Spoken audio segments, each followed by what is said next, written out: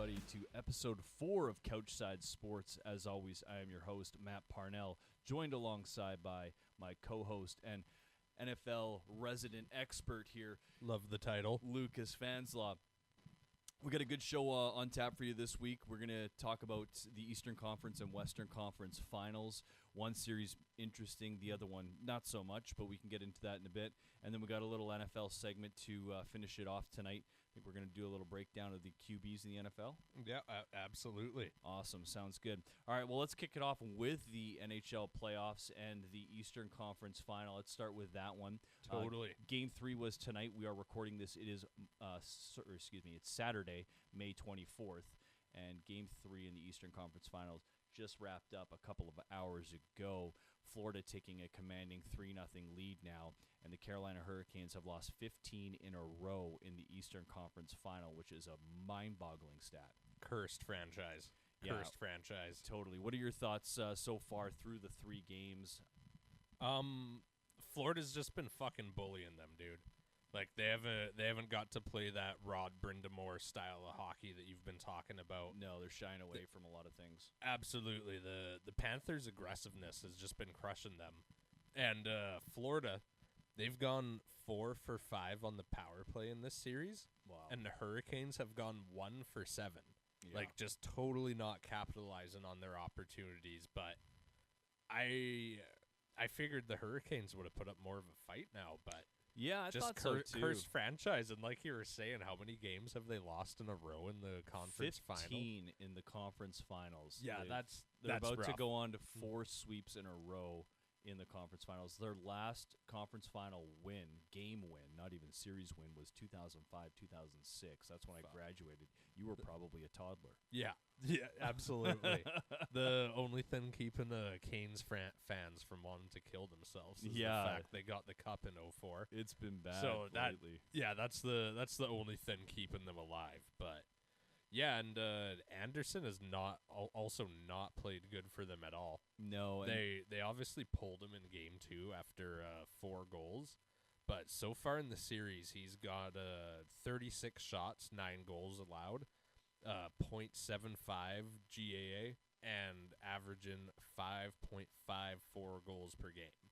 Yeah, that's fucking brutal, man. Yeah. So was that a .77 save percentage? .750. Okay, so that's terrible. So one out of every 4 shots is going in on him. Yeah. And he's averaging above 5.0 goals against average. Yeah, 5.5. My goodness, that is horrendously bad. Oh, it's brutal. The Panthers win again tonight, 6-2.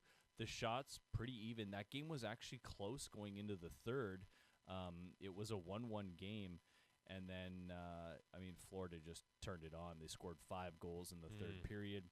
Carolina gets one at the end of the game to make it 6-2. But obviously, nothing to really take away. No positives to take away from that game. No. Dmitry Orlov a -4 tonight, and Nikishin also a -4. That's brutal. Their defense has been letting them down. Their one saving grace is Slavin and Burns. There's obviously their number 1 pairing, and they came out of tonight as an even. So the depth is hurting them. Tonight they went with Kochetkov in game 3, so Anderson was on the bench. And obviously that didn't, materialize into anything different than what we've seen so far. Yeah. So I don't really see this series changing too much. The only question for me is, will they at least break the losing streak?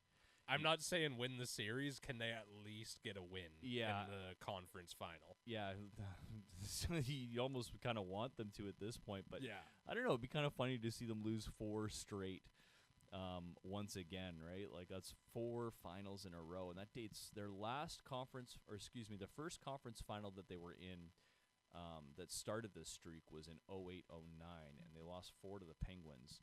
And then they proceeded to play... I believe it was the Bruins next. I'm blanking on the year. It would have been somewhere in the mid-teens, 2014 or something like that. I can pull it up real quick here. I'll have a little gander. Either way, it was bad memories for Canes fans. Yeah, it was 18-19. They got swept by the Bruins, and then they got swept by the Panthers in 22-23. So they've been here before. the Panthers are just such a well-rounded team, and I really think they're going to win the Stanley Cup again this year. Just the way they play back to back. To me, it's kind of surprising how few penalties have been called on them. There's been a lot of shady stuff going on, like a lot of. I saw there was like an elbow to the back of the head of I can't remember the Carolina player, but it was Ekblad coming back, and it was right in front of his own net, and he just drove his elbow into the back of the head of a player, and no penalty on the play. Really? Yeah, and if you go and browse like the Carolina Hurricanes subreddits and their forums and stuff, they're just complaining about the refs. Yeah. I mean, you got to put the puck in the back of the net regardless, and you got to keep the puck into your own net. But it's kind of tough when they're getting run around the ice like they are right now. What happened with Aho the other night? I saw some questions about that. Him slashing someone. I can't tell you. I know that one off the top of my head. I just saw some things on how people want him suspended for something. Oh, okay. It was a hit on Reinhart. Oh. In Game 2. Yeah, and there was calls for that, but it was kind of just an awkward play, if I remember correctly. And I can double-check tonight's roster because, unfortunately, I didn't catch the game this evening to see if Reinhart was in. But there was another play, and we'll talk about it in a moment, in the Dallas series where it was who was it? It was a player on the Stars got slashed on the top of the skate, like right on the laces. Yeah, and I think it was Rupe Hintz, and he went down like and left the game. Of potatoes, and he left the game. And it was funny because the Edmonton Oilers fans were saying that was a dive. Oh, he got slashed in the shin pad. How can he leave the game? Yada, yada, yada. And then the Dallas Stars fans were saying, what a dirty play. It was Darnell Nurse who did it. What a dirty play, blah, blah, blah. Like, it's just a horrendous play. It should never be done. So kind of funny. I mean, from my perspective on that slash, and maybe we can just talk about this. We're bouncing around a bit, but we'll talk about this real quick while it's on the mind. My mind on that slash, it was definitely on the laces. It was not on the shin pad. Yeah. And that's a real shitty spot to get hit with anything. Like, you get hit with a puck there or like a hard slash like that. It doesn't feel good. No. Like, I'm sure he didn't break his foot. I guess we'll find out in tomorrow's game if he's dressing. But, yeah, as for Aho, obviously no suspension for him. Not that really matters in this series. No, I have a feeling the next game will be the off to Cabo game for the Canes. Yeah, or they're going to be hitting the Lynx. Yeah, those boys can go work on their tan soon enough. But yeah, just to sum it up, not a competitive series at all. No, the Panthers should be getting a bunch of rest by the time the Stars or the Oilers get through to them. Yeah, I'm just looking at the stats here too through 3 games, man. Like Evan Rodriguez, 6 assists. He leads the team in points in this series. Alexander Barkov's got 5 points with 3 goals. Sam Bennett 3 goals, 2 assists, so also on 5.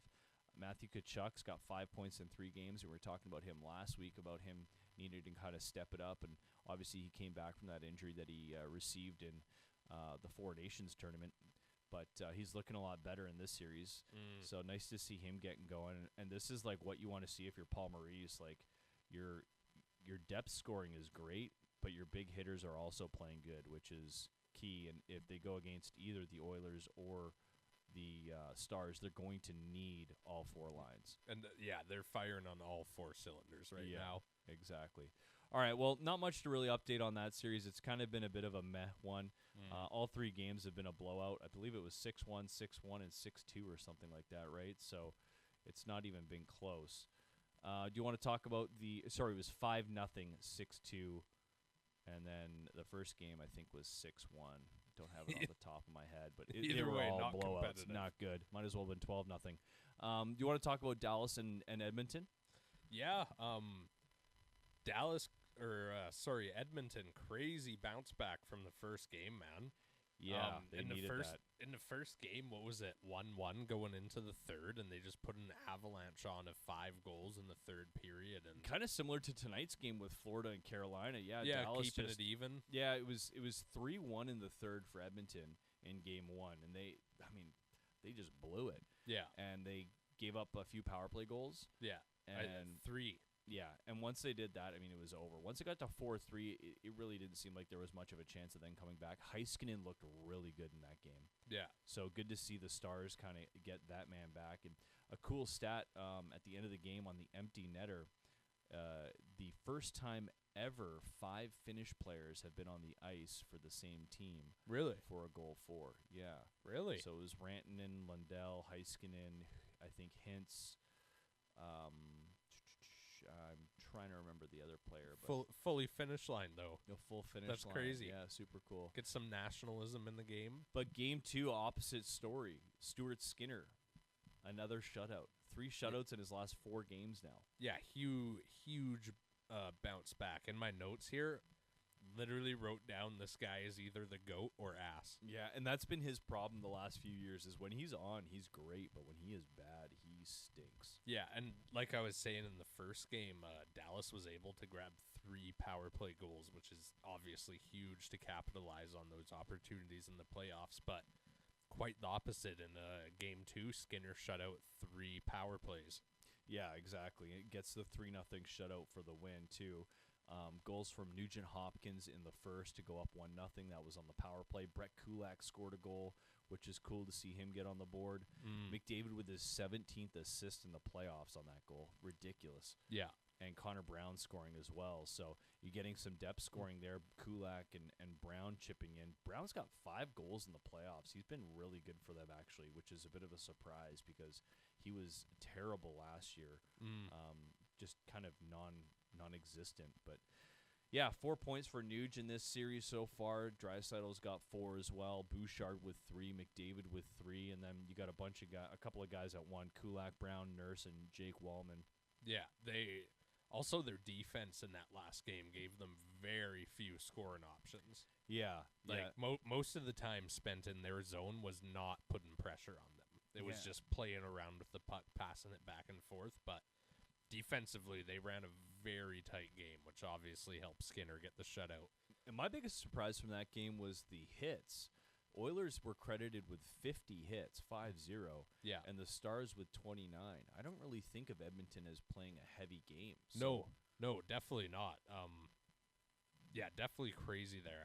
On the site I got, it was 49-28, but tomato. Okay, yeah. Tomato. But, yeah, no, definitely a surprisingly physical series by Edmonton. This is definitely a way better series than the Carolina Panthers series. Yeah, and Game 3 goes tomorrow night. Should be at, I think probably 5 o'clock Pacific time. I think it is. So that'll be a fun one to watch. And are they back in Edmonton now? They're back in Edmonton now. So now 2 games in Edmonton. Dallas needs to steal one here to get home ice advantage back. So, Edmonton could just win their next 2 games at home. They're up 3-1. Then they only have to win 1 more game. Well, they have 1 more game at home, right? So that's always the biggest thing if you're the team that starts on the road in a playoff series, to split that series and in those first 2 games and take that back to your own barn. Now you got home ice advantage, right? Yeah. So we'll see. It's been good. I think it's been a bit of a surprise for me with Dallas because even in Game 1, they did not look good through those first 2 periods. No. I feel like they're relying on Rantanen too much. And obviously Heiskanen had a good first game in primarily the 3rd period, which pretty much won them the game. Yeah. But they need to get going. They kind of look a little bit just disengaged almost. Yeah. Which is surprising. It's been a long season. Yeah. You're deep into the playoffs. Yeah, it's surprising for me. I thought Dallas was going to come out a little bit with the better legs, knowing that they're going up against the Oilers again, and hey, you win here, you're into the finals. But I mean, we'll see what the first game back in Edmonton holds for us. And the Chicklets the other day, Keith Yandel, he was just talking about how playoff fatigue really hits. He said in the 2nd and 3rd round. The first round, you've got the dopamine of we're in the playoffs, let's get it going. Late in the second round, the dopamine's kind of worn off from getting into the playoffs. Your body's starting to get sore from playing every other night and now it's a grind. Yeah, now getting deep into the 3rd round, I think that's why it's so important to really dispatch your opponents. I mean, obviously, but it kind of goes without saying, but dispatch them early in that first round. You get that extra rest. Because, like you said, it doesn't really kick in until the maybe end of the 2nd round. and having those extra few days of rest would be huge. Totally. So and Florida right now, they're just praying that this series goes to 7. Yeah, big time. Totally. And there's absolutely nothing that Carolina has showed me that their series is not going to be a sweep. No. Like it's going to be I would be surprised. Like if I had to bet money on game 4, I'm taking the sweep all day. Bring out the brooms. Yeah. Right? Just a clarification for tomorrow's game for Dallas-Edmonton, Sunday, May 25th. It's at noon Pacific. Noon? Yeah, we got a little afternoon treat on a Sunday, so that'll be fun to watch. Fitting in some lunchtime hockey. Yeah, right around nap time for my toddlers, so that's perfect. Another last note I put down was Ottinger has been playing really good, too. Yeah. I just feel like his team has been letting him down. He's solid. I think he's, out of the 4 goalies left, and we talked about it last week, but out of the 4 goalies left right now, I think him or Bob. Yeah, I would probably take Ottinger. Like, if I had to pick a goalie for now, yeah, I would take Ottinger. But, I mean, Bobrovsky is so good in the playoffs as well. Yeah. So, I mean, he's kind of got that clutch gene. It's a pick-em. Like, yeah, Bobrovsky, I think, is, if he can win another cup, he's going to go down as one of the best goalies of all time. Yeah. Like, it's crazy. Like, and I feel like it was about 3-4 years ago, before Florida started going on these runs, they were talking about how he had the worst contract in the league. And, what are they going to do with him? They were trying to play Spencer Knight in net. And then Spencer Knight had some issues with like they were trying to dump him off. Yeah, it was hey, can we get rid of this contract? Like, it was Wow. a situation like that. Like, but it's such a bad contract at the time, but now you look at it, you're like, well, he's really pulled it around. He's killing it. I think he's making $9 million. I'd have to pull that up, which was a lot for a goalie at the time. But now you've got the Rangers goaltender Shesterkin. He just signed 8 years, $10 million a season, I think.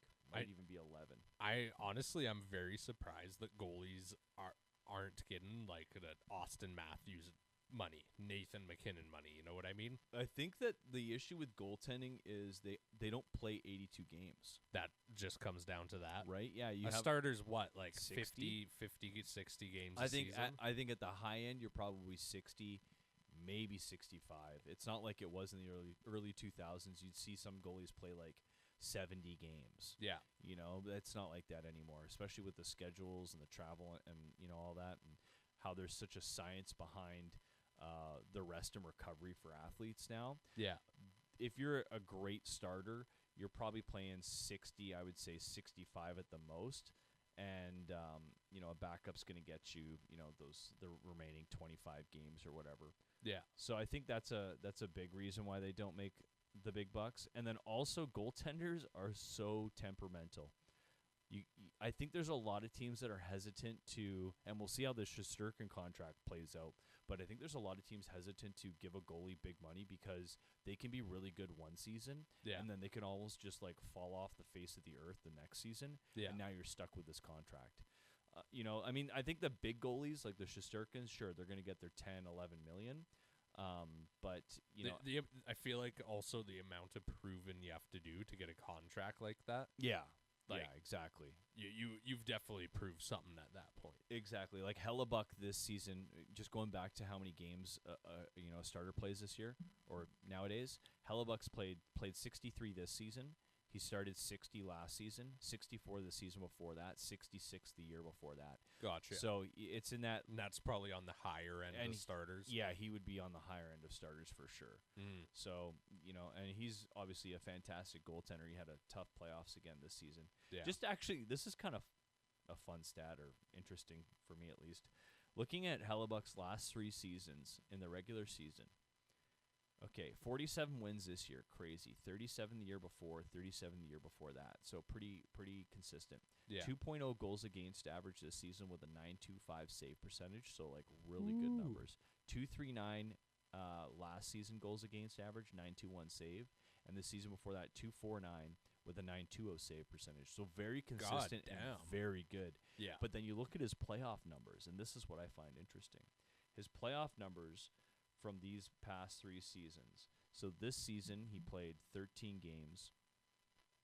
3.08 goals against average. So he's giving up at least one more goal per game in the playoffs. Yeah. And only an .866 save percentage. That's brutal. That's not even backup stats. No, it's not good. Last season, 5 games played, got eliminated in the first round. 5.23 goals against average with an .864 save percentage. And the year before that, he played 5 games as well. Lost in the first round, 3.44 goals against average with an .886 save percentage. Is that just the mental game?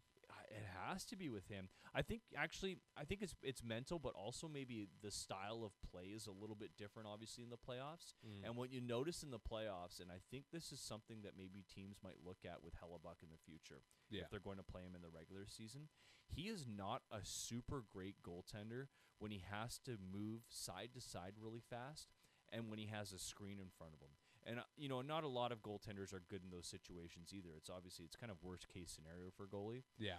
But if you get someone in his kitchen and start, causing havoc in and around him, he seems to crumble. Like, he can't really track those pucks very well coming through the screen that often. And we saw that a lot in the last series against Dallas. Dallas was just flooding the crease, taking shots, and, Hellebuck was just nowhere to be found. Yeah. So I think, in the regular season, you don't have that as much. Obviously, it's penalties are called a lot more in the regular season, so that's one reason. Yeah. You don't see a lot of, those guys sitting right in front of the goaltender and, they take a penalty or whatever might happen, right? And the other thing is just the effort level isn't there as much. Obviously, you got 82-game regular season. You can't be going balls to the wall the whole time. Yeah. So we'll see. I find that interesting, though, and I did hear, I think it was NHL Network on Sirius XM, and they were actually talking about Hellebuck in his regular season versus the playoffs, and that was one thing that came up, and I thought it was quite interesting. But let's go back to the Dallas-Edmonton series really quick. We can have a little chit-chat more about that.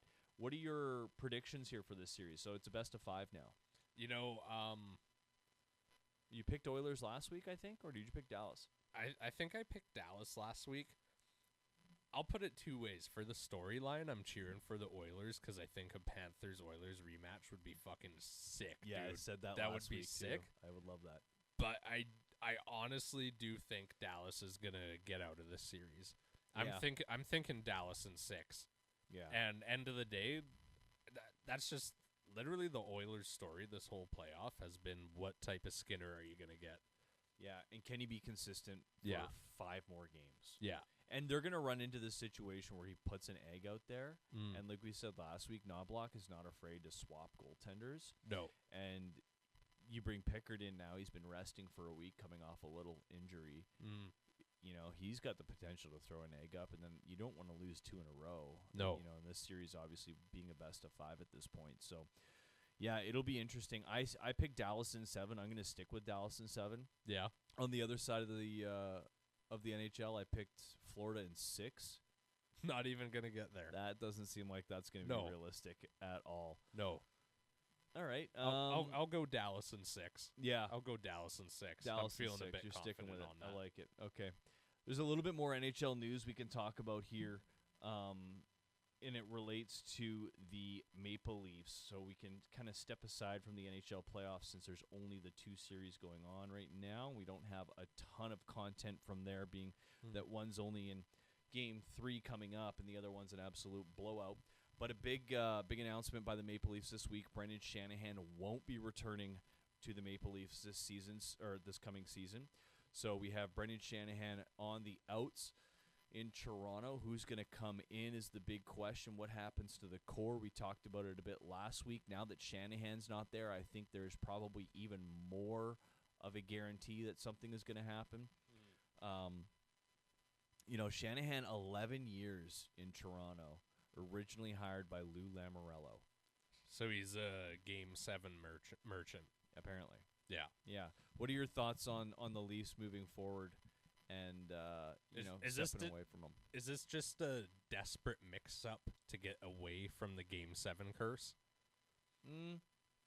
I think Shanahan has... Because he's fielded a lot of successful teams, hasn't he? Yeah, well, I obviously not postseason successful, but every year they're considered maybe not cup competitors, but Yeah. a competitive team that'll get into the playoffs. I think his biggest downfall was that he refused to move away from the quote-unquote Shanna plan. And the Shanna plan was William Nylander, Mitch Marner, Austin Matthews, Morgan Riley. Yeah. And, and then throw John Tavares in there eventually when he got signed. But I think that was kind of his downfall, was refusing to kind of move one of those players. Yeah. I mean, in hindsight, they should have moved Marner before his no-trade clause kicked in July 1st, 2023. They had an opportunity to trade him. It sounded like Carolina was interested in him at the time, and then they didn't. And they tried to move him this year, apparently, also to Carolina, but Marner blocked the trade. Really? Because his no trade kicked in, so he didn't want to leave. I mean, he's born and raised in Toronto. He's a Leafs fan, so like for him, he's playing in his hometown. He lets his contract expire. He's definitely not coming back this season. It sounds like Utah is really interested in him, which will be interesting. But I don't know if Shanahan gets another job right away, but I definitely think we'll see him back in a president or a GM role sometime in the future. He's had too much success to be an AHL coach. Well, a GM, yeah, he's GM. Yeah, he's definitely he's gonna step into a team that has a GM already and they need a president of operations, hockey ops, or he'll become a GM somewhere else. And he wasn't the GM in Toronto, but for all intents and purposes, it's very much like the Canucks situation with Jim Rutherford. Jim Rutherford is the president of hockey operations. Patrick Alvin is the general manager. It's Jim Rutherford's final say on pretty much everything, right? Your GM is there, but also your president of hockey ops has like the veto power, right? So it basically was Shanahan's team, and it's too bad for the Leafs, but I think maybe this might be the best thing for them. Yeah, to kind of mix it up, because we've seen what this team can do. Have they talked about bringing anyone in, or too soon?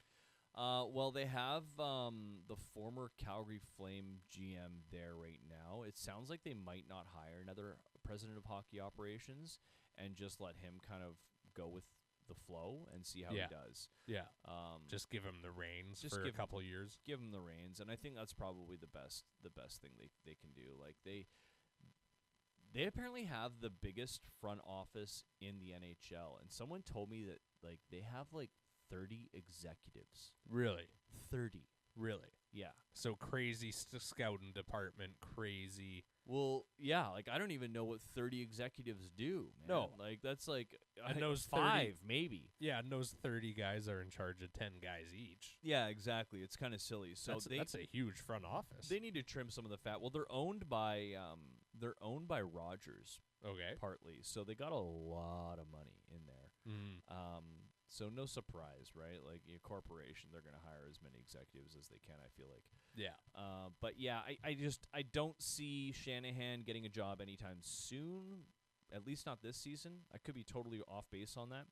But I think he probably for the best for him too, to just kind of step away for a year and then wait for the season coming up to happen. Someone's going to get fired and someone will snap him up. I was going to say, are there any blatantly obvious GM hot seats? Not that I can think of right now. I mean, the big one was the Islanders. They fired their GM kind of at the start of the playoffs, so he's already been gone. They hired a new GM. I can't remember his name. It's someone that's not familiar to me. But it was Lou Lamoriello. Yeah, it was Lou Lamoriello. So he was 82 years old for the Islanders. They got rid of him. He was gone. They hired a new guy. I'm not sure of his name. He's kind of, it seems like a bit of a new kid on the block, which is probably good. I think we need some more of that in the NHL. Enough of these, like, the same olds, right? Like the Jim Rutherfords, who's 82 years old, and he's still a president of hockey operations. Like, he's thinking of the 70s game. Come on, yeah. Well, like that, too. And, like, I mean, you tell, like, he's pretty sharp for an 82-year-old, but, like, I feel like most 82-year-olds forget, like, if they put the tea on, or, like, did we make coffee this morning? Yeah. You know what I mean? Like, how can this guy be trusted to, like, run a team at 82 years old? Totally.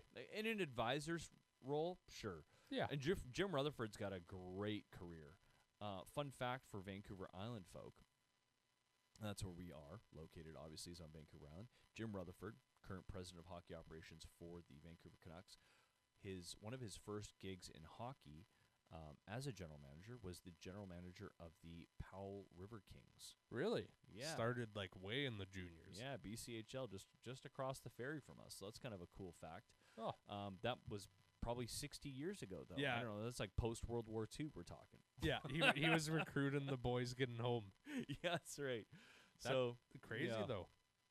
As for other GM spots around the league, I feel like Seattle might be kind of like, I feel like that's actually a hot seat. Yeah. I'm trying to think of who it is there. I believe it's Ron Francis is the GM of the Kraken. Okay. He's had a few years now. They obviously haven't done anything. No. And they're always constantly compared to Vegas, right? So which is was he around for the expansion draft? Yes, like he was the original hire. He was Gotcha. the original hire there. So I could see them moving away from that this year if it goes tits up, so to speak. As for anyone else in the league, I'm just trying to rack my brain here. I don't think so. Like, Chicago's a bottom feeder, but I think they're going with what they've got. Mike Greer in San Jose. Also, San Jose is a bottom feeder. They made a change at the start of last season, not this most recent season, I believe, to hire Mike Greer. And he's actually done a fantastic job, even though San Jose is a dead last team. I was going to say something randomly popped up on my social media the other day, and it was just a list of San Jose's current prospects. Yeah, stacked. This will be a fun off-season talk for when the playoffs are over, but teams that can do a 180. San Jose in a couple of years has a genuine chance to be a fucking wagon, dude. Yeah, be like good. They have some good prospects, and obviously it's come at the cost of picking top 5 every single year for basically like the last 10 years. But I mean, they are primed to be able to turn their franchise around. Oh, totally. They're so funny because I feel like they're constantly compared to the Chicago Blackhawks, because the Blackhawks are in a bit of a similar situation, and the Blackhawks are doing, it feels like, a terrible job. But San Jose, like, Mike Greer has done a great job in San Jose. I'm just going to pull up something here in regard to San Jose Sharks roster transactions. They made a trade this last season for a goaltender. He was the backup for Nashville. His name is Askarov. And he played the majority of the season in the AHL, which I think a lot of people were kind of disappointed with in Sharks country. Yeah. If there is a Sharks, probably Sharks County. Realistically, I don't know who's watching for hockey. For all 500 of you guys. Yeah, exactly. But they made a trade last year to pick up Askarov. He's done really well in the AHL this year. I think he'll be the starter next season for them. I think they were trying to isolate him this year because they knew they were going to be bad. Yeah. And this year, the entire focus for the Sharks was on Celebrini and Will Smith. Yeah. Both are fantastic players, obviously. So they're going to be good. I think you're right about that. I think give them, like, I'd say probably another 3 years. They're going to have this next season, they're going to be terrible. Yeah. They're going to be bad again. Yeah. But that's okay. That's what that's what they know is going to happen. Right? Just don't fuck up the development of your guys. Exactly. Like, that's basically what that franchise comes down to. Yeah, and they've been drafting well too. Like, Will Smith was a smart pick. He's really good. And obviously Celebrini was a no-brainer. Obviously, on that you had to pick Celebrini, right? He's a generational player. So, and he's been great. Do you know what pick they have this year? I don't. Let's pull up actually, we're going to talk about this. Let's pull that up real quick. Let's see here. NHL draft. Let's see what the lottery turned out like. Yeah, the lottery. Here we go. All right, so the draft order is set through the first 28 picks, obviously. So Sharks got the second overall. So the Islanders won the draft lottery. They went up from 11 to first, which is crazy. Yeah. And then you have the Sharks, Chicago Blackhawks picking third, Utah Mammoth. I hate that name, by the way. It suits the region. Yeah. You understand it, but it doesn't flow off the tongue nicely. You know what's funny is I really like their logo. I think the logo is fantastic. But and I was talking about this with my buddy at work, but I'm like so tired of these teams taking names that are just non-plural names. teams. Yeah. Like, you look at, like, these old school teams, the Islanders, the Sharks, the Blackhawks, the Predators. Yeah. They're not even that old school, but, you know, the Flyers, the Bruins, everything ends with an S. It flows really well. Yeah. And then you got the Utah Mammoth, the Seattle Kraken, which Yeah. is not I was not a fan of that team name either. No. It seems to be this new age, like, thought process for whatever reason, and they're taking team names that aren't plural. I mean, the only one in the NHL that I like actually is the Minnesota Wild. For whatever reason, that works. But that makes sense. How are you gonna say Wilds? Yeah, exactly. That's true. There is no Wilds. Yeah. But like the Kraken, not a fan. No. Sorry, Seattle fans, you crackheads. All the Fent people. Well, it's like that was like the thing that blew my mind was you take the Seattle Kraken. Okay, well, what's the first name for your fans that comes to mind? For me, it's crackheads. Yeah. Like, it's just silly. I went to a Theo Vaughn show about a month ago, and he was saying in Seattle he learned something, and that's if someone's way too old to be riding a bike, but they're riding a bike, they're probably a crackhead. Solid.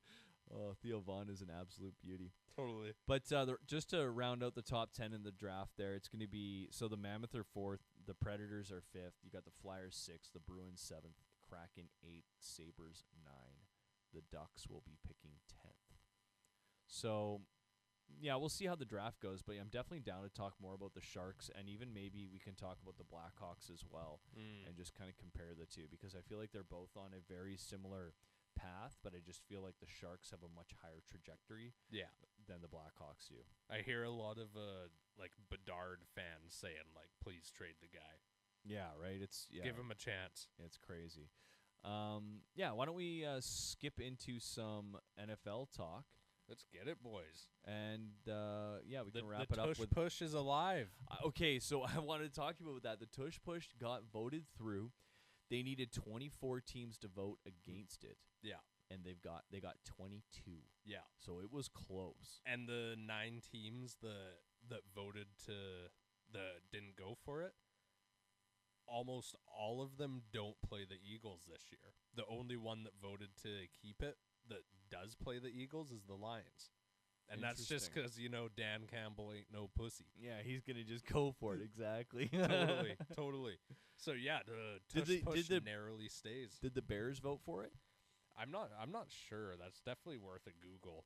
Yeah, I'm just wondering if, because he was the OC, the head coach there was the OC last season for the Lions, Nick right? Sirianni called out the 3 former guys, and they were like, the tush push gave you a job. You better fucking vote to keep it. That's hilarious. Totally. So yeah, the tush push stays. Honestly, I think next year it will be gone. You think so? They're going to vote on it again next season? Yeah, the last couple years they've obviously put this to vote, and it's obviously stayed, but each year a couple more teams vote against it. I think the first year there was only 16 teams.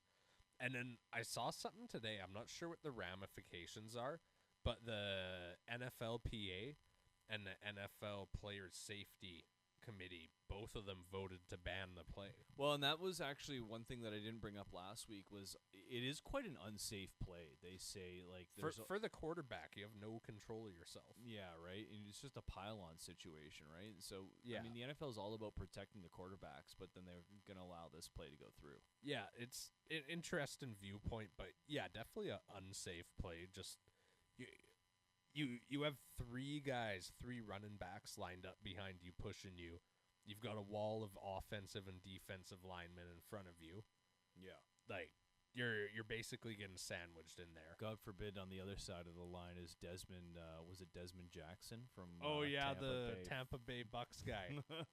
Yeah, no, that would suck to get tackled by him. He's definitely nose tackle material. Yeah, absolutely. But yeah, so the tush push stays around this year. Other thing from this week, flag football. Did you see anything about that? Yeah, flag football Olympics. Yeah, the NFL allowing their players to go to the NFL or the Olympics for flag football. Yeah, and just so we all know, apparently NFL players aren't as good as flag football players. Because quarterback, I forget his name, but quarterback from the Flag Football League, he came out and said in flag football, he is 10 times better than Patrick Mahomes. And how is that even possible? I don't know, but the flag football guys were mad. They were saying, this is our game. You guys aren't good at it. Is this a Kurt Warner situation where I you don't got this guy playing in the Arena League and he's just going to come out and like win a Super Bowl in 5 years? Yeah, I don't know, man. But if we're talking flag football, Lamar's definitely the quarterback. Yeah, 100%. It has to be. Dude, it's going to be fucking Team America versus Japan, like 72-0. Not even. It'd be more than that. Yeah, totally. Can the quarterback run in flag football? Yeah, I think so. Okay. I think so. I no fucking idea what the rules are, but I know that's a big part of flag football. I mean, I think that'll be kind of fun to watch. Like, Yeah, I would definitely totally. tune into it and watch it. Yeah, I'm not sure if it'll stick around in the Olympics, but No, it's one of those one and dones maybe. yeah, and I mean, like you look at hockey, you look at basketball, like Yeah. at least the game is so diverse that, like in basketball, you got France and Lithuania, Yeah. two countries that you don't think of at first for basketball. Greece. Greece as well, but they're putting together competitive teams. And same Definitely. for hockey. You know, you've got Germany, Sweden, Finland, all those Euro countries. Obviously, USA and Canada and Russia are the big dogs, Yeah. but Well, Russia just got announced this week that they won't be allowed to play in the 2026 Olympics. will they be able to do that independent country shit? I don't know for sure, but I think they'll be able to compete under that for like the other sports, Yeah. but I don't think they'll be able to do that for hockey. We'll Gotcha. see, but I would doubt it. Yeah, no, that absolutely sucks that they can't be in it. Yeah. Obviously, it's just a wee bit political. We're not going to dive into Yeah. that. We're Yeah. not exactly here to. No, Start I'm not a- qualified enough to talk about that. No, exactly. I'm barely but- qualified to talk about this shit. Totally. Who the fuck are we? But yeah. Even with going back a couple months, Four Nations, if you got Russia in there, that would have been fucking electric, dude. I agree. And a while back, I remember seeing a graphic for what the Russian team would have looked like if Yeah. they were in the Four Nations. yeah. Fucking stacked team, dude. Stacked, dude. Ovechkin's a fourth liner on the team, man. Yeah, exactly. He's so old, right? Yeah. It's too bad because I kind of wanted to see Ovi play in one more Olympics. Yeah. If he was gonna make it there, but Yeah. you know, and again, not to get too like political here, but it's too bad that one person's decision has kind of affected the sporting world. Yeah. You know, because there's a lot of players on that team that don't agree with the situation back at home, and unfortunately for them, they can't be like super vocal about it. I know like Ovechkin is obviously a big proponent of Vladimir Putin, but it's one person. And again, we're talking sports here. Like I get what they're doing, Yeah. but for me, it just kind of puts an asterisk on that Olympics Totally. for whoever wins it, because you have Totally. one of the top 4 teams in the world not competing. I just hope they let them compete independently, because win-win. There's no Russian flag or symbolization of Russia, Yeah. but they're still allowed to field an independent team. Even Yeah. though it's obviously the Russian team, they're just not under the flag. Yeah. There you go, win-win. Exactly. Let's get the quote-unquote Russian team in the Olympics. You know what's funny? I just thought of? What? We've had 3 episodes on Spotify. Mm-hmm. That is the second time we've mentioned Vladimir Putin. Oh! Maybe Fuck. we are political. I don't know. Fuck, boys, we're pulling some propaganda for my boy Putin. We gotta keep the Russian gas supply happy. Keep her right. coming in. That's don't right. don't fucking cut us off, and don't tariff that shit. But back to the Summer Olympics and like the flag football being in there. I think that's cool, and I think that's clearly like designed for the American audience. I mean, Yeah. the Olympics are going to be in Los Angeles, I think, right? For the They are. right. So we're talking about the Olympics being in the USA, so they want to sell tickets to sporting events. Yeah. Another big one that I love that has been added recently is golf. Golf Into the Olympics? Yeah, it was. I think the last Olympics was the first or maybe the second time, but it's super entertaining. Yeah. I love it. It's great. Yeah, That'll be really cool. Yeah, it is kind of cool. How how do they play it? Is like it's not a team play of any sorts. They're just playing for their country, like solo. Don't quote me, but I believe it's stroke play, and they're just playing for their country. So whoever wins, wins so a it's gold not medal. like a group of 4. It's not like the Ryder Cup. No. Yeah, Gotcha. Yeah. No. So it's kind of a cool event. That will be. Yeah. Do you know where they're gonna play it? I don't, but I would guess. I think it's Los Angeles Golf and Country Club. They did the U.S. Open a couple of seasons ago. Oh, okay. So if it's in L.A., it would probably be there. But I mean, you're in California. You have so many options. Endless options. Yeah. Right. PGA quality courses. Right. So wherever they play, though, I guarantee you, I won't be able to afford to play there. Yeah, exactly. Have you ever looked at what it costs to play Pebble Beach? It's like $500 US a round. Holy It's shit! gross. And there's probably a wait list. Yeah, it's just gross. Like that's same thing crazy. with St. Andrews in Scotland. I think it's like $400 or $500. I'm already gonna be going through $400 in balls. I don't need to double the bill. Yeah, on no, the, I'm good. Thank on you. the tee off fee. Yeah, we got a tournament next week. Hey, it sounds like We do. Your guys, the boys over here, we got a fucking tournament, alternate shot play. So everyone out there, pray for us a bit. Burger and beer charity event, so we'll get a perfect buzz going and really fucking hop into the links. hopefully we can break 90. Oh, totally. Now, have you looked into the?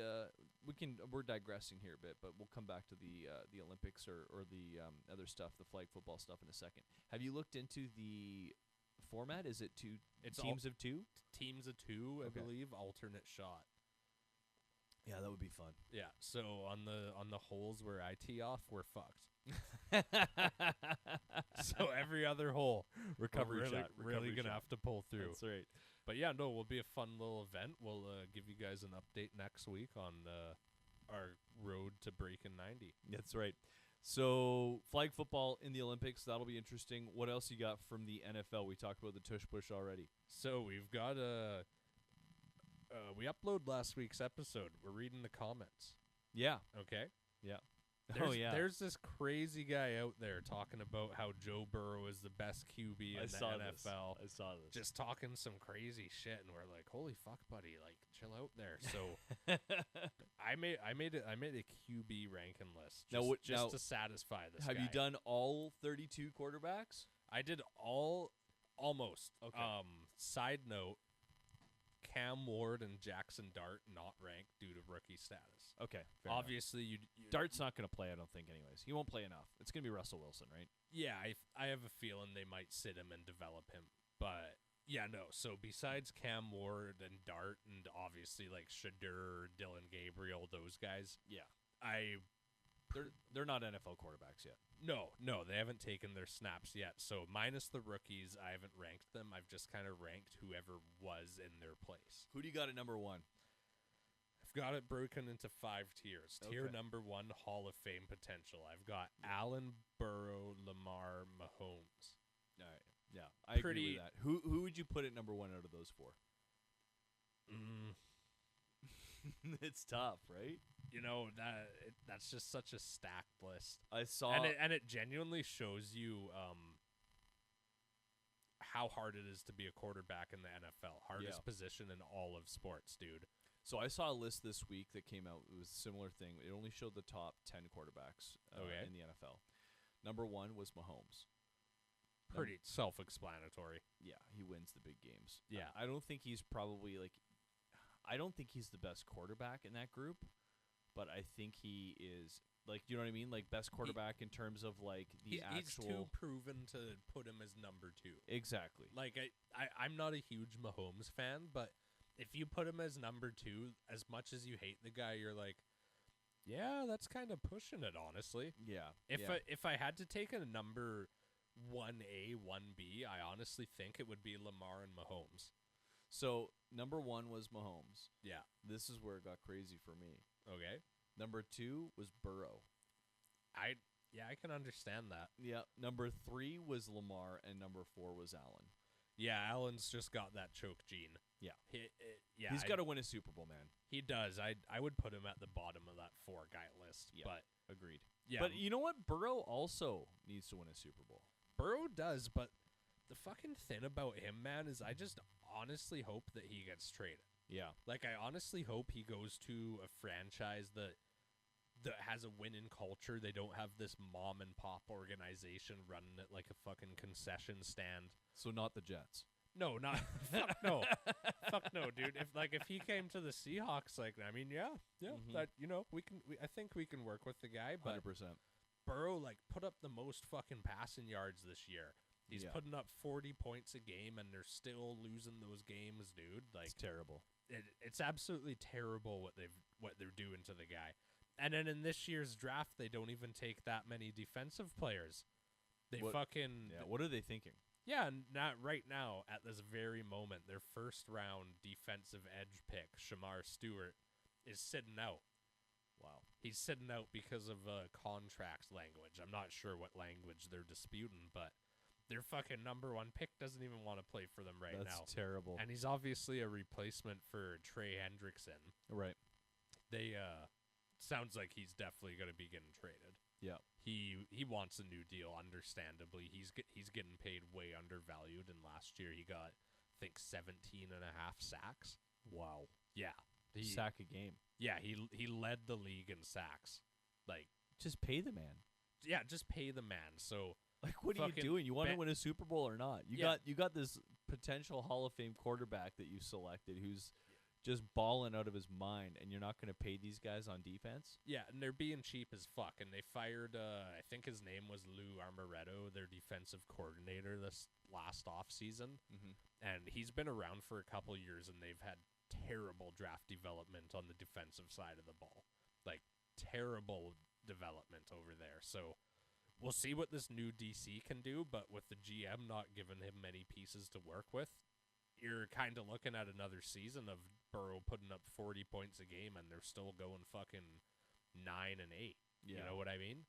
That's just unacceptable. And Burrow's not going to want to stick around. He's not going to want to renew. No. How many years has he got left on his deal? He signed a mega contract, didn't he? Yeah.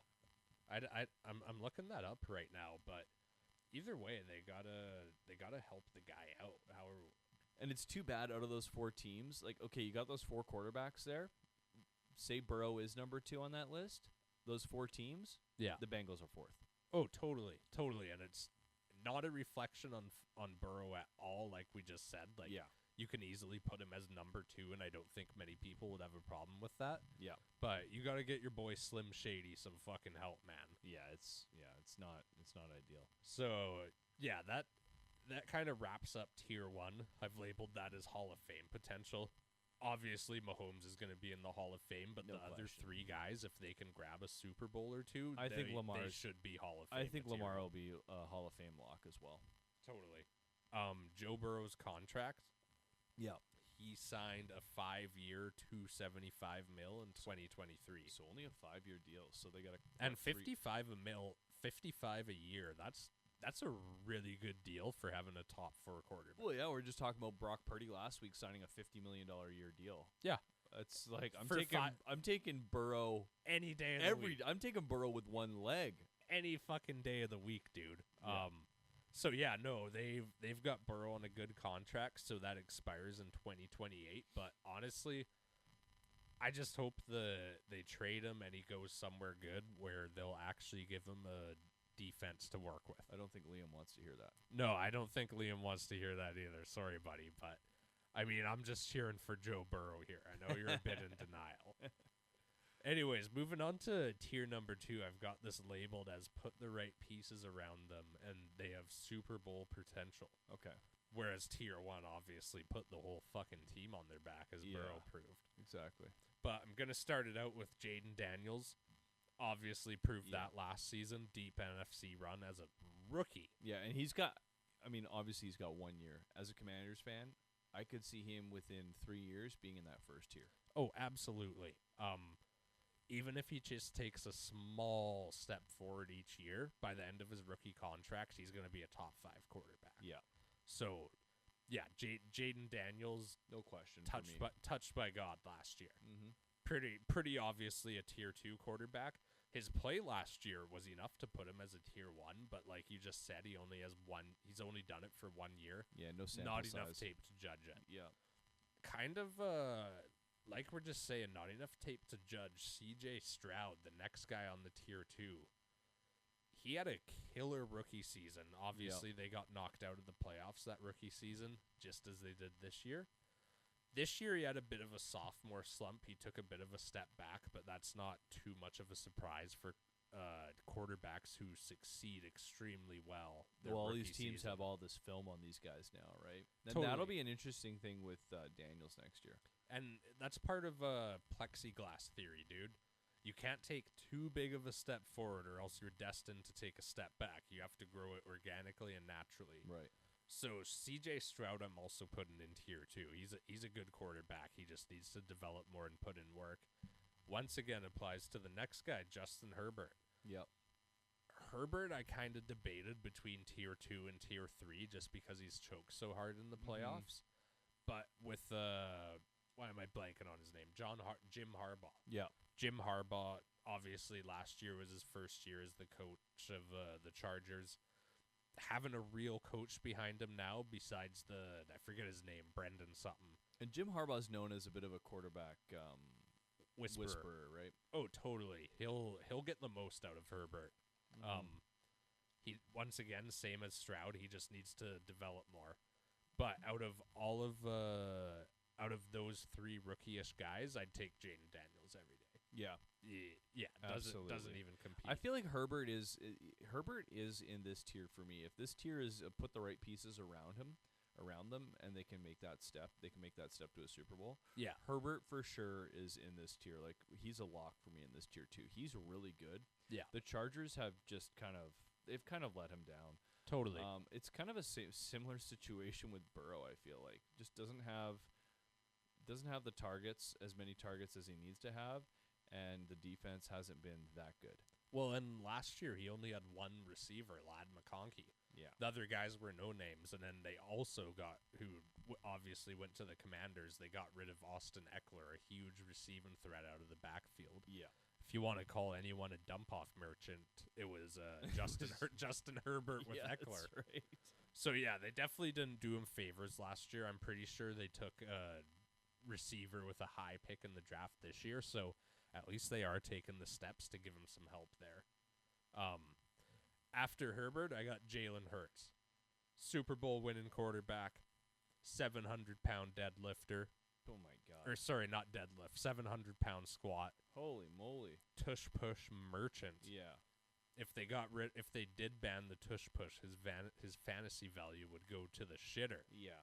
Yeah. He only needs 9 yards, remember. But, yeah, literally just get 9 yards and then push. But, yeah, Hurts, Super Bowl winning quarterback, didn't buckle under pressure in the Super Bowl. Stud guy. And they didn't, but again, he's good in this tier as well. For me, he's not going to be a Hall of Famer. No. He's got to win a couple more. Yeah. And honestly, I feel like having Barkley, I was just going to say, Tush-push Saquon just takes away some of the Hurts factor. Totally. Like, Saquon last season was unbelievable. Totally.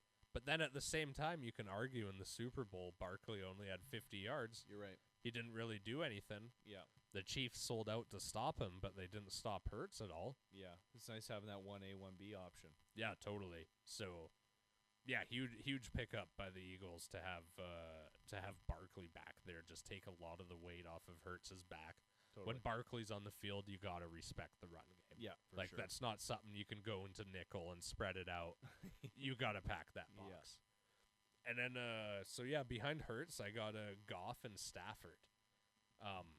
Obviously, the Lions and the Rams switched quarterbacks a couple years ago, and that might go down in history as the most win-win trade ever. It's unbelievable. Hey, it's worked out for both teams so well. Literally, how often does that happen? Never.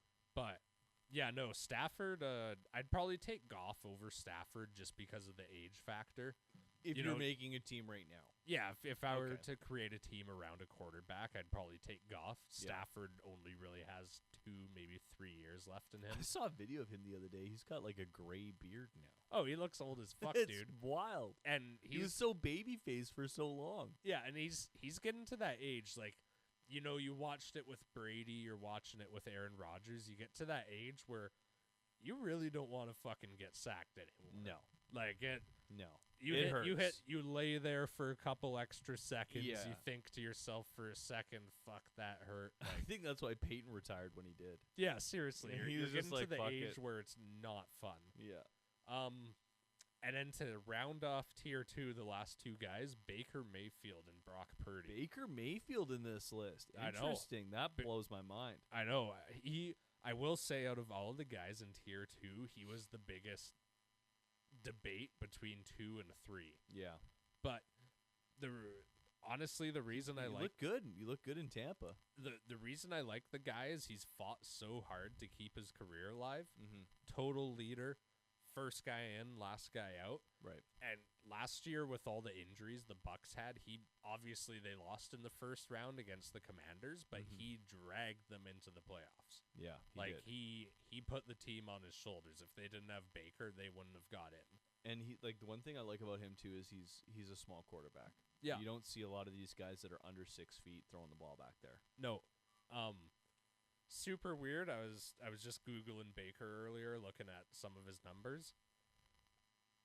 I always forget that he played for Carolina. He played for Carolina? He went there for 1 year. I do not I think it was that. Was he a backup? It was right after. No, he was the starter. It was right after he left the Browns. I think he signed a 1-year deal there and stunk it up, which is how he ended up in Tampa on a 1-year prove-it deal. I do not remember that at all. Yeah, he played for the fucking Panthers. Most That's random crazy. thing. That is crazy. And then Brock Purdy, another guy. He's at the bottom of this list for a reason. Quarterback, 70% of the game is above the shoulders. Yeah. It's using the mentals. It's making reads and stuff. He is fantastic in that. He just doesn't have the best arm strength, the best accuracy, the best step, which is obviously why he's Mr. Irrelevant. Yeah. If he wasn't as smart of a guy as he is when it comes to football IQ, he wouldn't even be relevant in the NFL. Right. So honestly, his arm strength is the only thing holding him back. But I mean, that's something you can work on. I mean, he's still relatively young, right? Oh, super young. He fun fact, he just signed his $50 million deal. Yeah. After taxes, he's getting paid $26 million. Oh my God, California! Shout out California, fucking killing the people out here. That is gross. Now hold on a second. From my understanding with NFL contracts, is they get taxed in the state that they play the game in. Yes. So he's only getting taxed that percentage. No, they're home games. Only their home games. Yeah. So only half of his contract per season will be taxed at that 50%. Correct? I think so. So he'll make more than $26 million then. Yeah. Right? But it's not going to be much more. No. I mean, what a crazy disadvantage it is to play in a state like that versus like Florida. Dude, that has got to be one of the biggest under the table driving factors for players signing contracts. Yeah, the NHL has the same issue as well. Totally. We've had this chat before. I know on a couple beer nights. Like if you're just a average number 2 running back, like you're never gonna be a starter, making $3-4 million a season. Yeah, are you like if you're not the stud who's making the plays, are you genuinely gonna want to chase a Super Bowl, or is it these guys are giving me $4 million, these guys are giving me 2.7? It has to be dollars. I'm making money. It has to be dollars and cents, especially at the position like running back. Totally. Where they go through running backs especially backups, so fast in the NFL. Yeah. Because every year you have crazy running backs coming out of college. Yeah. And hey, we're gonna throw them on a minimum contract, a rookie deal, right? So. And the logic, if you can hang around in the NFL for 7 years, retire with hopefully $7-8 million in the bank, you're good for the rest of your life. Yeah. Find something you like to do that you can make a bit of money off of.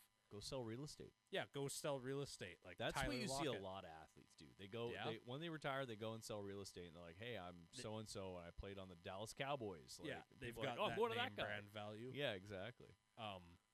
Yeah, no. So Brock Purdy losing some money to state taxes. Anyways, he wraps up my tier 2 list. We'll see. I was talking earlier about teams that can do a 180 in the NHL. Niners, pretty obvious pick for doing a 180 this year. Yeah. Last year was just a nightmare season with injuries. Yeah, well, hopefully McCaffrey stays healthy this year.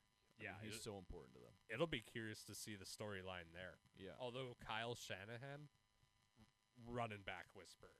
Yeah. He can literally take, I think his name was Isaac Guerrero, like super late pick for the Niners rookie. He's running for 100 yards a game. That's Like insane. Shanahan can work with any running back he wants. So yeah, that's tier 2. Tier 3, I've got it labeled as this.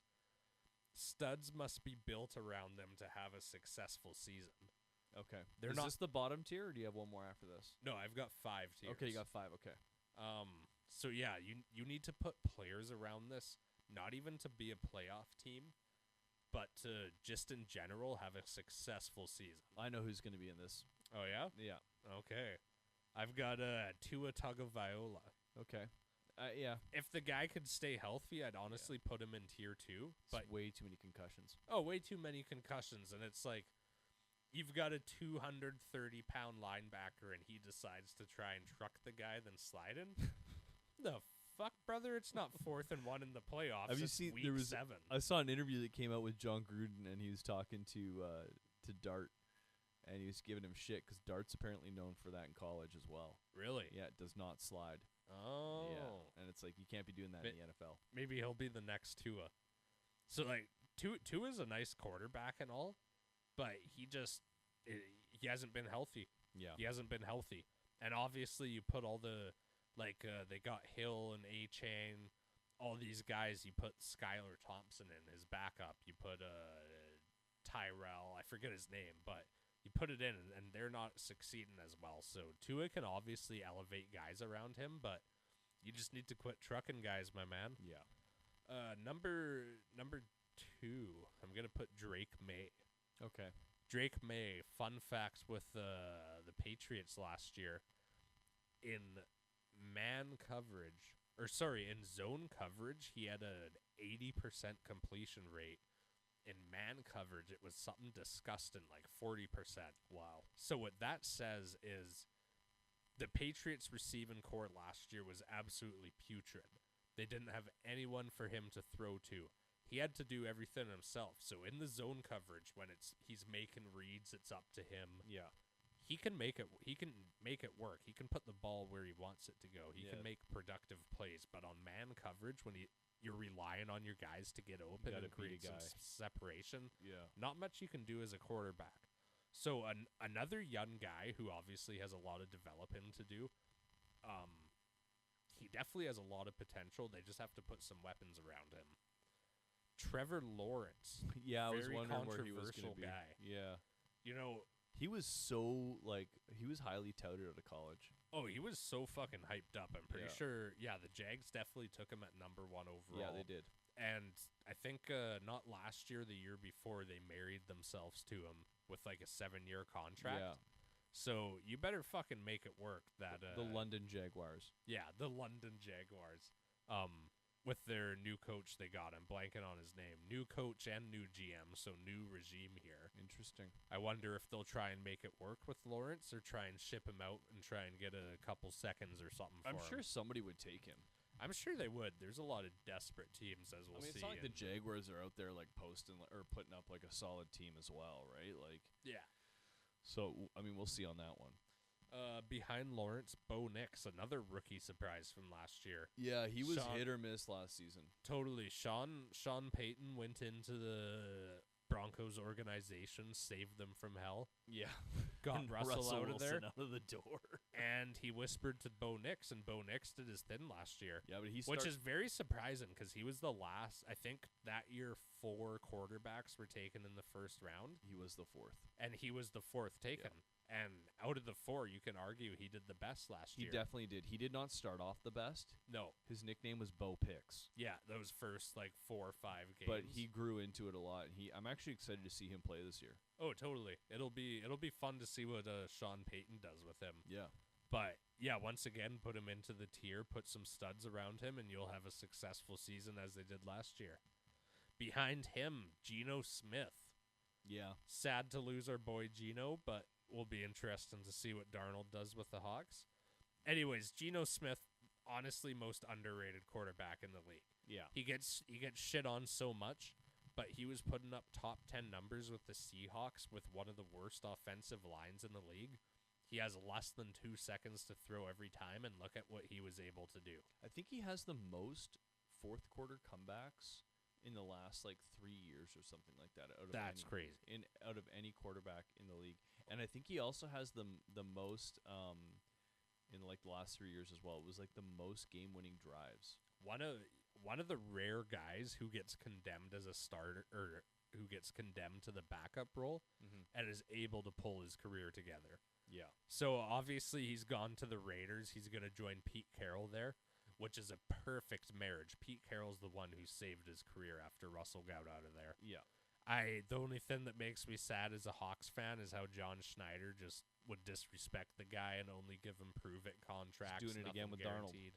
Doing it again with Darnold. So, yeah, Geno Smith, I think he'll have a good run with the Raiders. Yeah, I mean, I think don't he's think they're 35, so get 3 years in with the Raiders. Yeah, make the playoffs. That would be the biggest thing for them. Totally. Tough division to make the playoffs in, but personally, I'm cheering for Geno. Yep. Behind him, Caleb Williams. I was wondering where Williams was going to be here. Caleb Williams had a decent season last year, nothing outstanding, but he got sacked 68 times, which is the all-time NFL record for most sacks in a season. And I bet you Trey Hendrickson was five of those sacks were his. Oh my God. So yeah, Caleb Williams, he has a lot to prove. He has a new coach, Ben Johnson, this year. Yeah.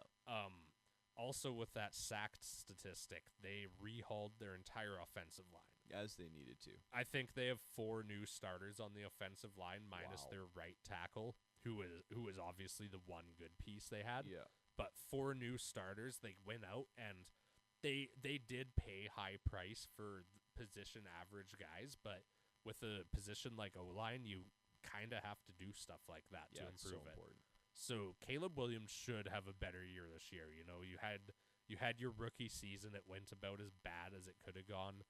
Fired Eberflus, get the stink out of the house, and throw some air freshener in there, and let's restart the season. Yeah, hopefully they do better this season. Totally.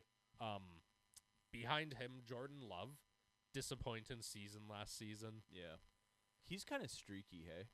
He is very streaky, and he went into last season super hyped up after the season he had before that, and it didn't really live up to it. Yeah, we'll see what Jordan Love can do at the Packers. Given him some tools, though, this draft, they took a wide receiver with the number 1 pick, and that is the first time in, it was 20-something years that they've used a round 1 pick on a skill position. Wow. They haven't taken a skill position with their first-round pick in 20 years. That is crazy. Which might reflect on the atmosphere that the GM's going for, but it might also reflect on the fact the Packers have been such a solid organization for as long as you can remember that they haven't had the high picks to take the skill position players and it be worth it. So we'll see what Jordan Love does this year. J.J. McCarthy, I probably should have left him off this list. I just put him into the tier 3 just because another unknown. He was projected to be the Vikings starter last year. Yeah. And then in the preseason, right in the first game of preseason, he tore his Achilles out for the year. Right. Which is how the surprising story of Darnold happened. So yeah, J.J. McCarthy, total unknown. No one knows what he's going to get with him. He should probably be in the unranked ones. Yeah. I'm going to call an audible. I'm hereby moving him to the unranked list. Officially. Penix Jr. with the Falcons. Yeah. He fun guy last year. Yeah. Yeah, he only started the last 5 games, but he had some pretty fun games. Not very much tape on him. He basically played just enough so you could kind of see whether or not he was going to shit the bed or not. Yeah. But he was pretty hyped. Yeah, super hyped.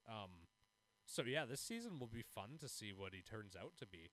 You know, no one really knows what they're going to get, but like I said, last season he started like the last 5 or 6 games and did a good job. If the Falcons can give him some pieces, maybe get rid of who's that tight end? Kyle Ritter, I think. Yeah. Get rid of that bum-ass tight end. They took him with a number 1 pick a couple of years ago, and he can't even catch the ball. Oh, my God. Give him some more pieces. And then behind that, Sam Darnold. Yeah, this is who I thought was going to be in this tier.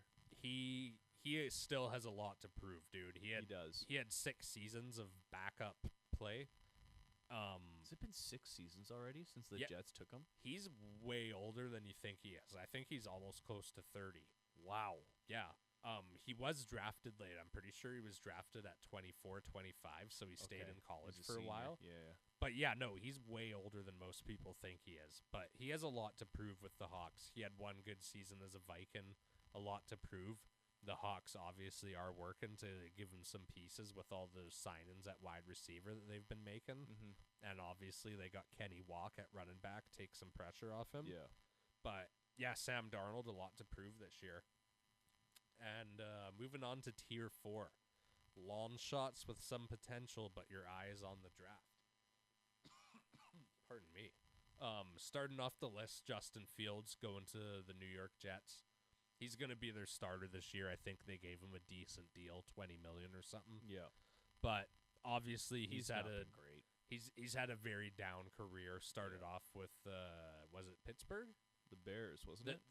Right, the Bears. Yeah. Started off with the Bears, very disappointing.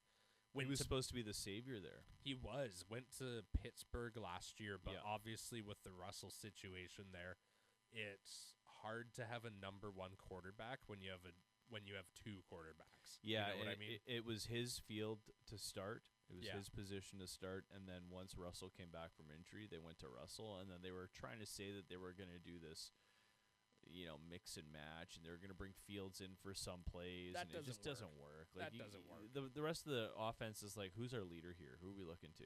Yeah. Then behind him, Aaron Rodgers.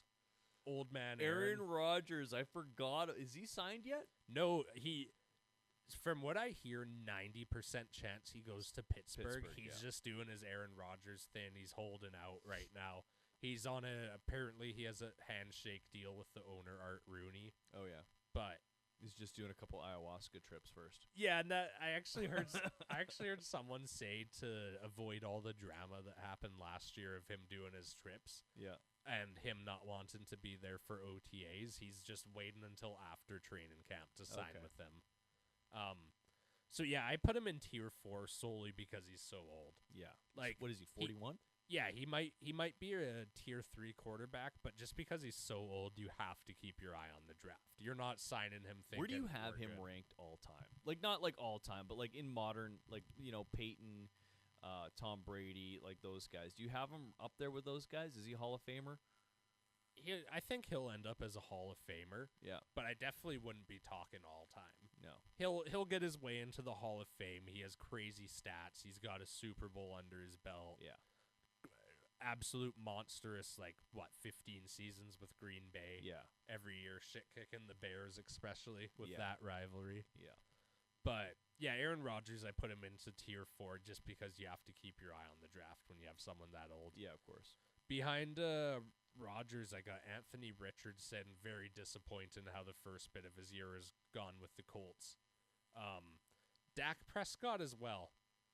Yeah. I don't know what the fuck the Cowboys are doing, marrying themselves to Dak Prescott, but well, and they hype him up all the time, and he just disappoints. He just disappoints. He's not as good as they make him out to be. He had that those 2 seasons where he had Zeke behind him when Zeke's first run with them. Yeah, and they were good, and I think he cashed in on that.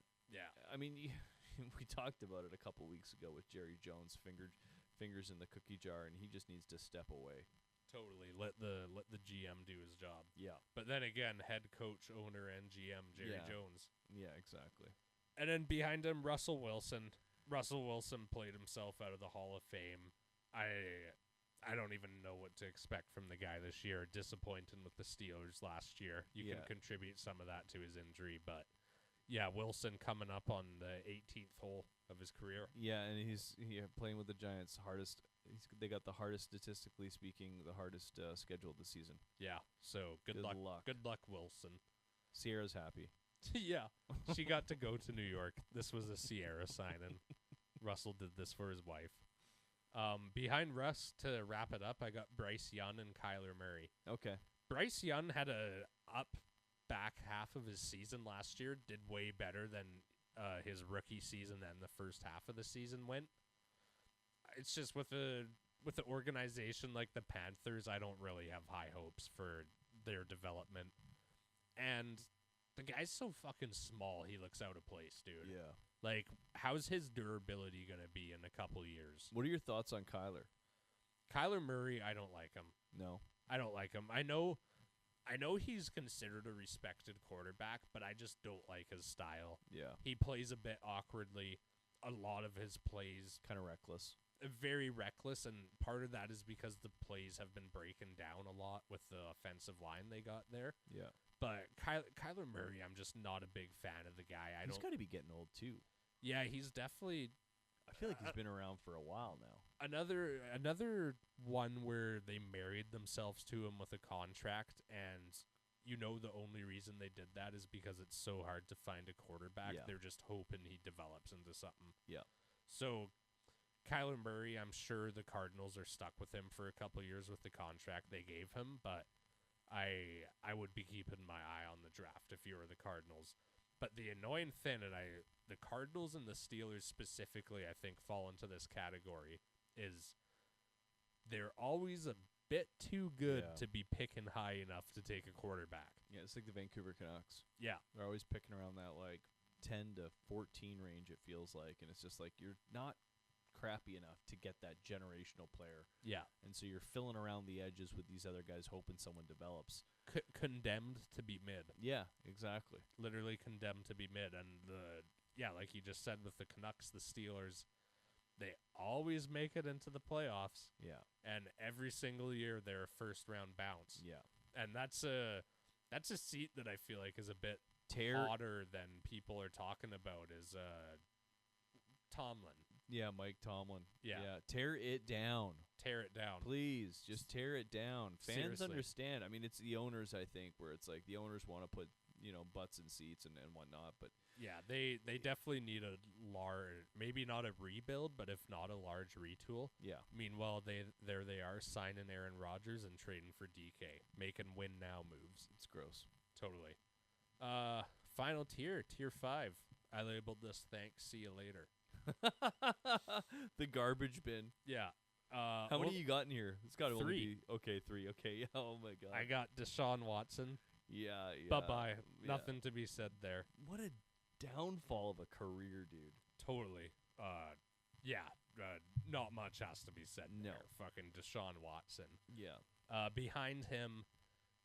How is he not he's got to be the last on the list. Yeah. Behind him, I got Will Levis there. Yeah. Obviously, I think he was traded this off. No, he wasn't traded. No, I don't think so.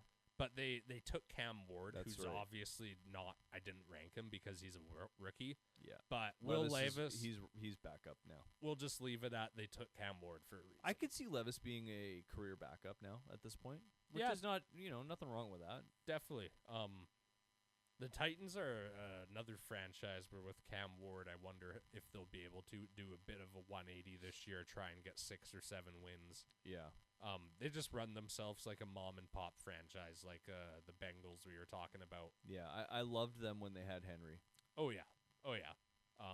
Yeah, when Henry left, that was GG's. That was it. Nothing left there. No. And then final quarterback, Kenny Pickett.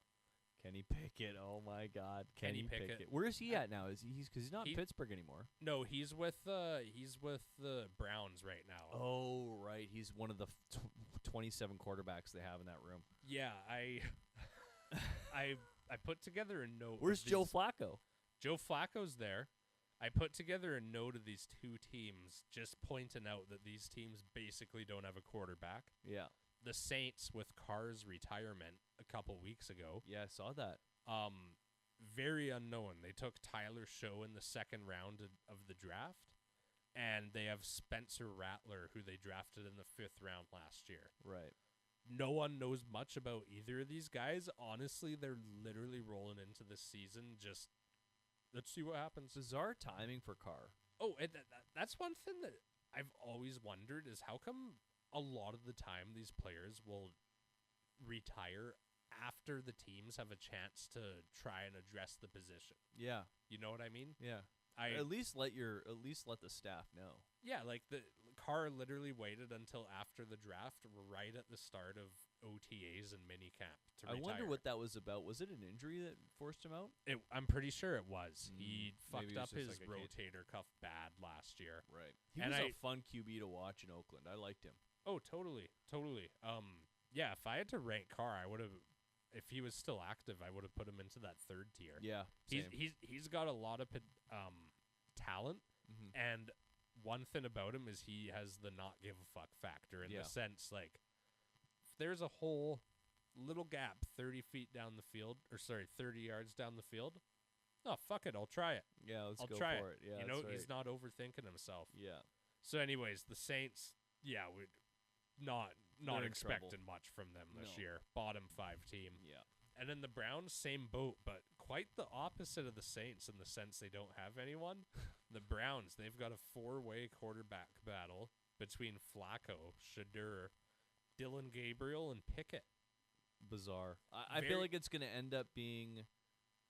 Well, is Deshaun not coming back? Is that official? No, he's stuck on the books because of his contract, but I think the GM came out and said that Deshaun is on the books, but he will not be in the building at all this year. Okay. Like, they're paying him so to it is stay those the fuck 4. away. It's going to be Joe Flacco.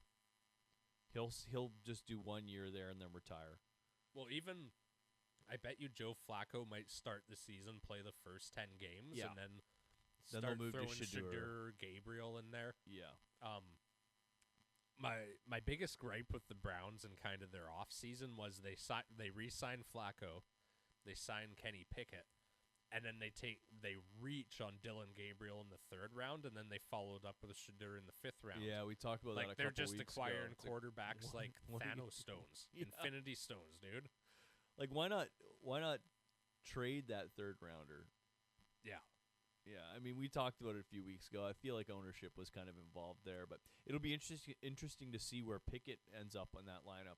Yeah, I feel like if anyone's getting traded there, it's probably going to be Pickett, but I could be wrong about that. I think so, but yeah, just 2 little side notes on those teams that don't have quarterbacks. But yeah, that wraps up my quarterback ranking. Yeah, okay, we'll see if that satisfies that fucking crazy guy in the comments. Burrow, future Hall of Famer, not with the Bengals. Totally. For his sake, I'm not being a hater. All right, well, we can do a little Bet365 action here, maybe on tomorrow's game, Oilers and the Stars, as you just loaded up there.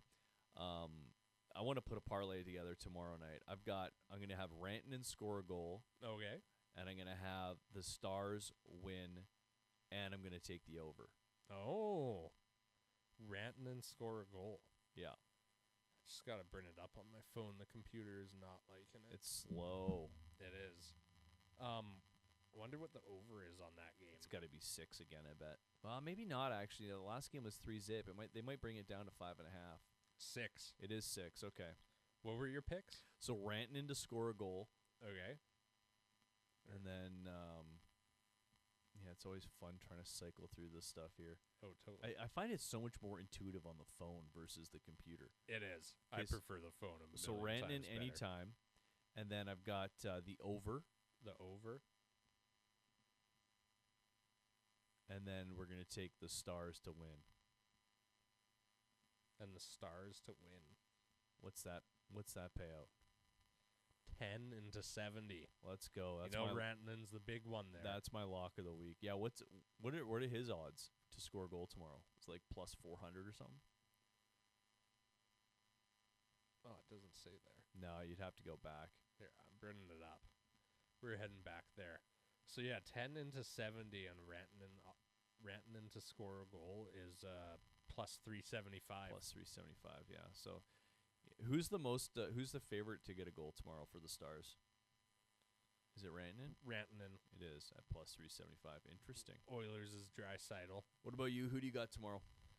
Tomorrow, I'm gonna go with the Stars, and I'm gonna go with the over as well.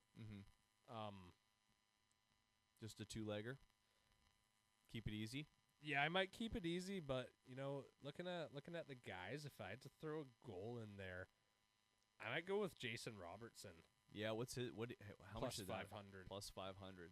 So it's going to be 10 into like 80 something. 10 into 90. 90. Let's go. Robertson's just been adding some nice depth lately. Yeah. I know he was slow at the start of the playoffs. Well, but he was injured for the first round, came back in the second round, only had 1 point in round 2, so he's still recovering from injury. Gotcha. But he's a stud for them. Yeah, he's warmed up lately. Yeah. But yeah, that's my lock of the week. That's your lock of the week. All right, we got our locks of the week in. That'll do it here for episode 4 of Couchside Sports. Thank you so much for listening. And if you are listening on Spotify, hit that follow button. And on YouTube, smash the subscribe button. As always, I've been Matt Parnell. He's been Lucas Fanslaw. Thank you, everybody.